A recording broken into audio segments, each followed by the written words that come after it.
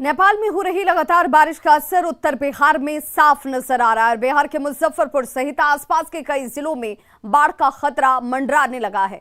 मुजफ्फरपुर में बागमती और बूढ़ी गंडक में पिछले दिनों जलस्तर में वृद्धि देखी गई थी।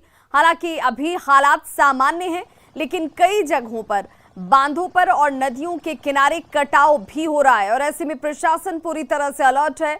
हालात का जायजा लिया संवाददाता प्रियांक सौरभ ने।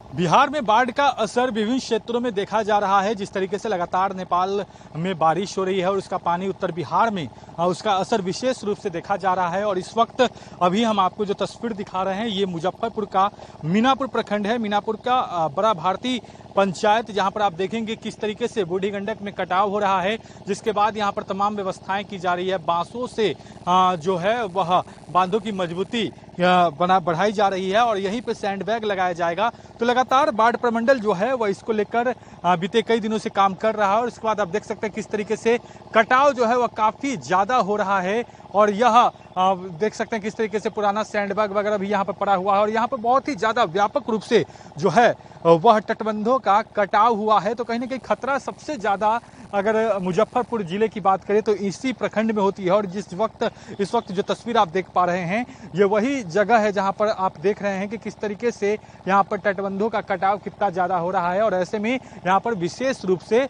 व्यवस्थाएं की गई है। यहां पर कई जो घर हैं वह भी मुश्किल में है, वहां के भी हालात जो है वह बिगड़ रहे हैं और नदियों का जलस्तर बढ़ रहा है। तो कहीं ना कहीं अब यह कटाव जो है वह लोगों को काफी मुश्किल में डालने वाला है। हालांकि इसको लेकर जो है वह सरकार और प्रशासन की तरफ से इसको लेकर जो व्यवस्थाएं की जा रही है वह कहीं न कहीं बेहतर व्यवस्था कहला रही है। मुजफ्फरपुर से न्यूज 18 के लिए प्रियांक सौरभ।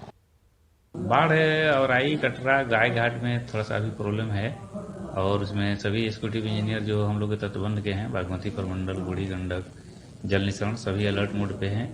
और जहां से भी सूचना प्राप्त हो रही है अविलंब उन लोगों को हम लोग निर्देशित किया जा रहा है कि उसका समाधान करने के लिए। और अंचलाधिकारी के द्वारा नाव की व्यवस्था कर ली गई है, जहां आवश्यकता होगा उसको हम प्रोवाइड कराएंगे।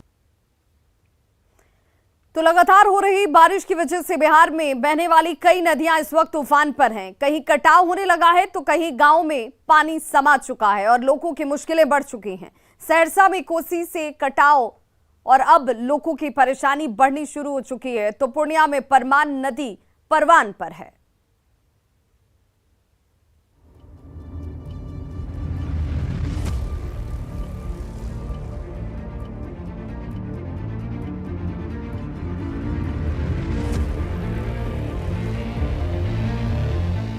नेपाल में हो रही बारिश से सहरसा में होती बर्बादी देखिए।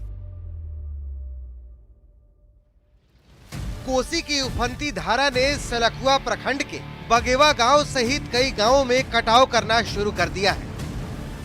अब तक सैकड़ों एकड़ जमीन नदी में विलीन हो चुकी है। उपजाऊ जमीन के कटाव ने किसानों को परेशान कर दिया है। हम लोग का पूरे जो है परिवार का भरण पोषण इसी से चलता है, लेकिन सरकार की ओर से कोई मदद मिलने की गुंजाइश नहीं। इसीलिए हम लोग दर दर ठोकर खा, ना कोई ऊंचा स्थान मिले, न सरकार की ओर से कोई राहत मिल रही है। पूर्णिया की तस्वीर तो और डराने वाली है। अमौर प्रखंड में परमान नदी पूरे परवान पर है। नदी की धारा में कैसे एक पुल ध्वस्त हो गया, आप भी देखिए।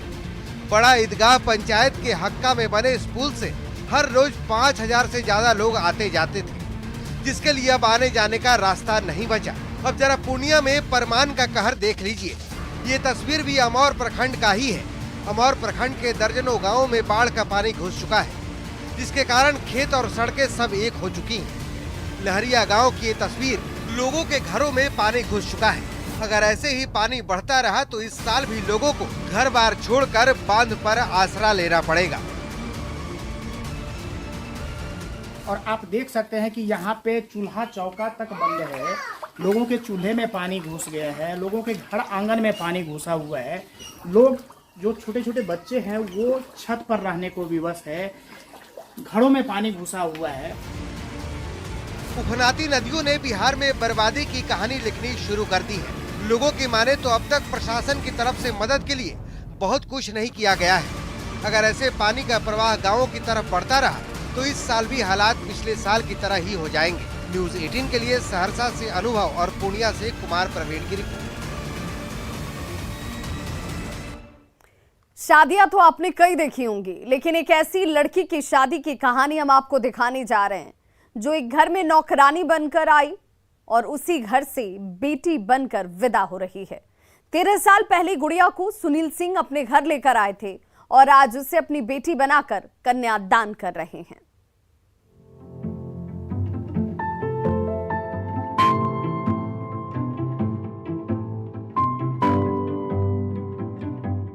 हाथों में मेहंदी रची है, मंडप सज रहा है, बारातियों के स्वागत में पकवान पक रहा है। गुड़िया गैर की तरह घर में आई, पर बेटी की तरह हो रही है उसकी विदाई।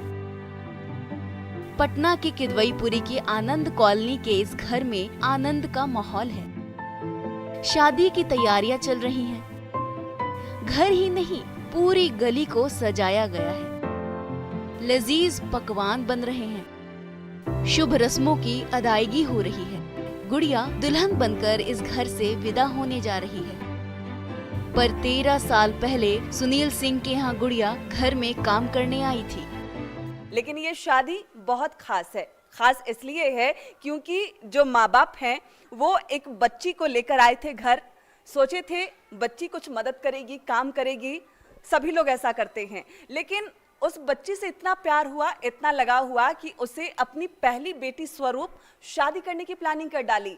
भव्य तैयारी की है, लड़के का चयन भी किया, दूल्हा भी खोजा गया और आप देख सकते हैं किस तरीके से मंडप भी तैयार किए जा रहे हैं, पूरा डेकोरेशन भी किया गया है।